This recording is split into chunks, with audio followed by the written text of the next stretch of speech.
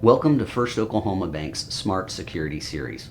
I'm Tom Bennett, and it's our mission to keep you informed and help protect your identity and devices from fraud. While this is a complicated subject with many components, we've worked to break it down into 3 manageable segments guided by our virtual Chief Information Officer, Pete Zerger.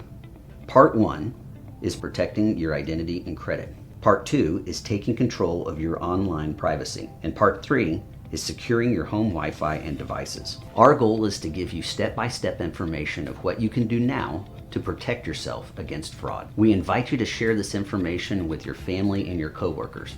Remember, knowledge is power. In Part 1, you'll find immediate information on the steps to take if you experience fraud. We'll also cover what you can do now to protect your taxes, mail, and credit reports, and give you detailed information on the one-time password protocol. Now here's Pete Zerger. Here in Chapter 1, we're going to talk about how we lock it down, your response in the first hour should you ever experience fraud. Credit freezes lock the front door, and I'll talk you through the whole process. So, should you experience a fraud, there are 5 things you need to do as quickly as possible. Number 1, call us first. This is the easiest step, frankly, and it's the one people often skip because they're embarrassed. Don't be. Call us. We're here to advise, not to judge. Freeze the card in our app. So using the mobile banking app to freeze your card, it's instant. And then you'll want to change your online banking password, but do it from a clean, trusted device. You want to go to identitytheft.gov and register and file. This gives you a personalized official recovery plan. And you'll want to keep a written log along the way. Write down every call, date, time, who you spoke to, and the confirmation number. But remember, call us first. We don't judge fraud calls. We'd rather hear from you at 11 p.m. as soon as this happens so we can provide maximum assistance and minimize the impact. So let's talk about proactive steps you can take to ensure that these fraudsters never succeed in the first place. So number 1, let's talk credit freezes. So a freeze is a lock on the front door of your credit profile. It's free, it never touches your score, and there are 8 locks you'll want to activate. It begins with the 4 major bureaus, so Equifax, Experian, and TransUnion, I expect you've heard of. Innovis is the 4th bureau that almost nobody knows exists. In fact, we call that the credit bureau, even the other credit bureaus forgot about. Check Systems is how thieves open fake checking and savings accounts. You'll want to go to Check Systems and freeze it. LexisNexis gathers a tremendous amount of information about your activity of all sorts, so freezing your LexisNexis profile stops fraudulent insurance policies and rental applications and prevents LexisNexis from selling your personal information to companies such as your auto insurers. CoreLogic and Teletrack block the alternative and subprime lenders criminals use. Clarity Services blocks payday loan and check cashing fraud. And really the best part about all this is the cost is $0. There's 0 impact to your score, and it's about 10 minutes each. So if you were to do one thing, place all 8 of these freezes in the next 2 weekends, get the 4 majors this Saturday, and do the specialty bureaus next. But let's talk about the first thing you could do right now. With Equifax, you can go to their website and register, or you can download the My Equifax app. So you'll open the app or the website you're going to register. They are going to ask you for some personal information in order to put this freeze in place. So you'll see requests for your name, your address, your phone number, your social security, your date of birth. So that all feels a bit sensitive. But they always put multi-factor authentication in place, so you're going to be prompted to respond with a code they send your phone, so they always know it's you. So if you were to look at My Equifax just to register, you'll join for free. So they do offer paid plans. Make sure you choose the free plan. You don't need to pay anyone to do this. You'll hit continue, you'll provide that personal information. And I know it can feel a bit revealing to provide your social security number, date of birth. It's absolutely safe in this case. They're going to ask you for your phone number, and they'll send a code to your mobile. So certainly no danger here. Now the one snag is if you happen to register using the My Equifax mobile app, you can't actually place a credit freeze here, so you'll need to go to their website when you're available to a computer, and it only takes a moment. You'll go to my.equifax.com and you'll click on the freeze option, and it's going to bring up a big freeze button, so it only takes a second, and they give you some explanation about how it works. So read until you're comfortable and then hit place a freeze. Bob's your uncle. It's all done. It's faster than your coffee gets cold. And when it's done, you get the green check mark, all set. So if you do one thing, place one credit freeze today. The rest can wait for the weekend. All of the URLs and the high-level steps are in the Protecting Your Identity and Credit Guide, and you'll find those around pages 4 through 9.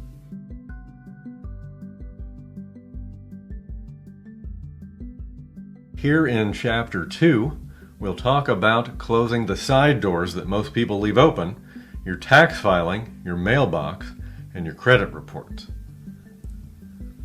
So there are two quick wins that take about 20 minutes all in: your tax filing and your mailbox. So it starts with your IRS IP PIN. It's a 6-digit code that only you and the IRS knows, and without it, no one can file a fake return in your name. You're going to register at irs.gov/IP PIN. It takes all of 15 minutes. There's also an Oklahoma state PIN. Oklahoma has its own state level PIN. It's the same idea, separate enrollment, URL in the guide.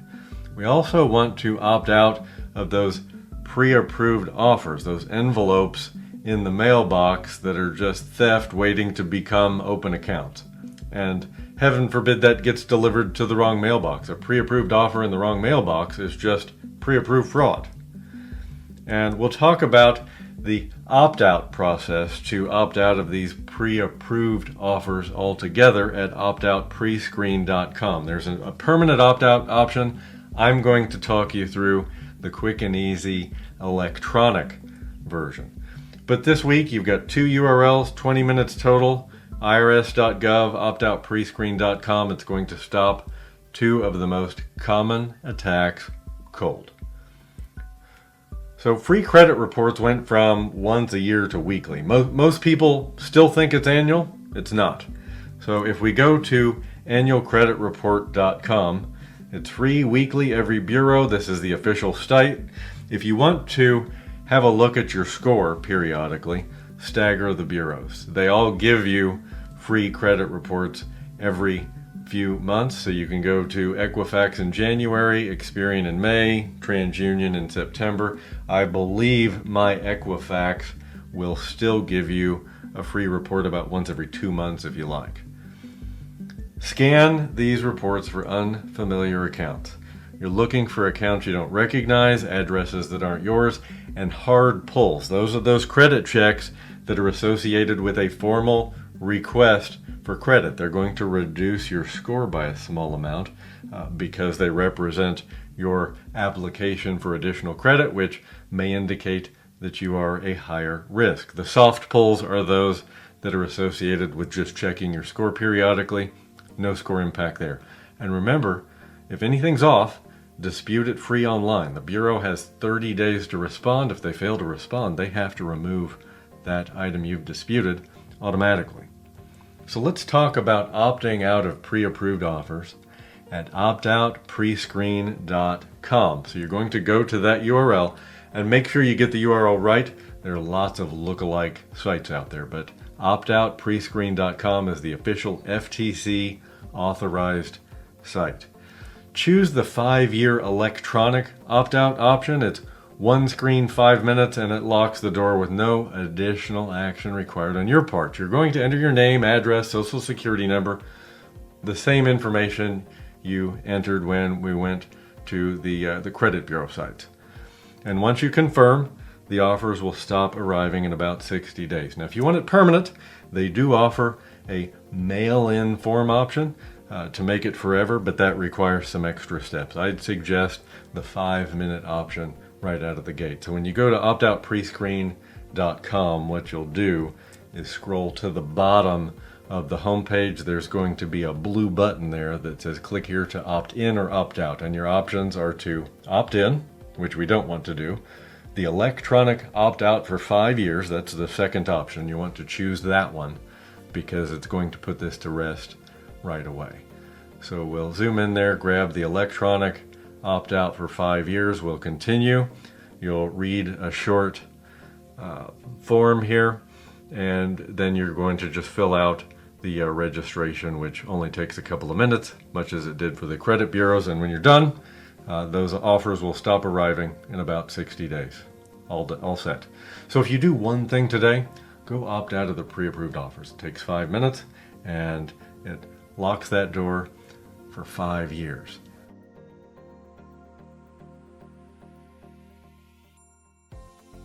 Here in Chapter 3, we're going to focus on the human attack, that phone call that tries to talk you out of your one-time passcode.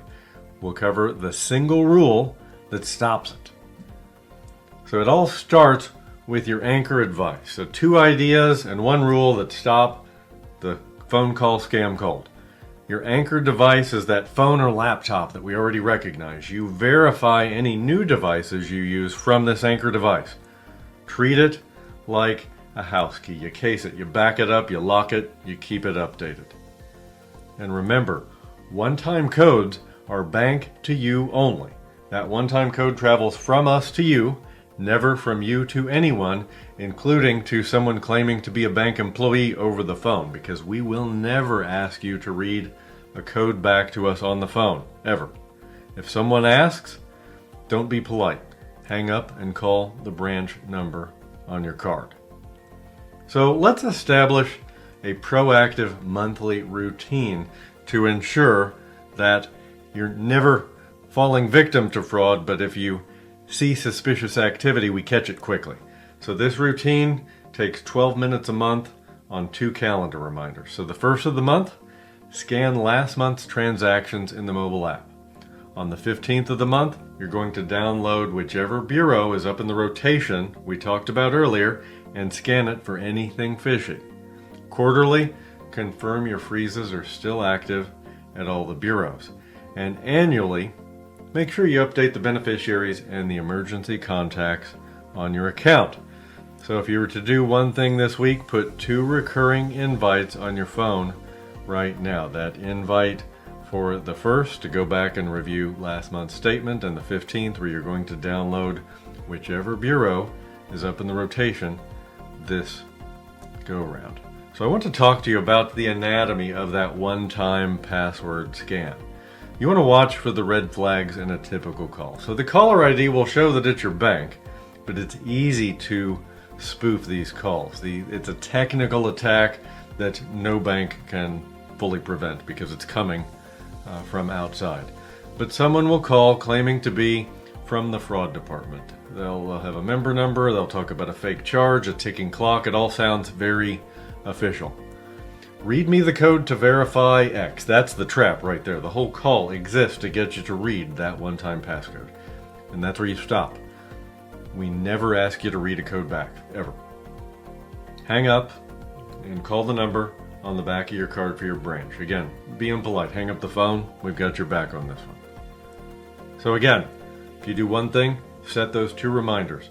For the 1st, to go back and check last month's statement, and on the 15th, go download whichever bureau is up in the rotation. If you have any concerns, please reach out or go to our website at firstoklahomabank.com.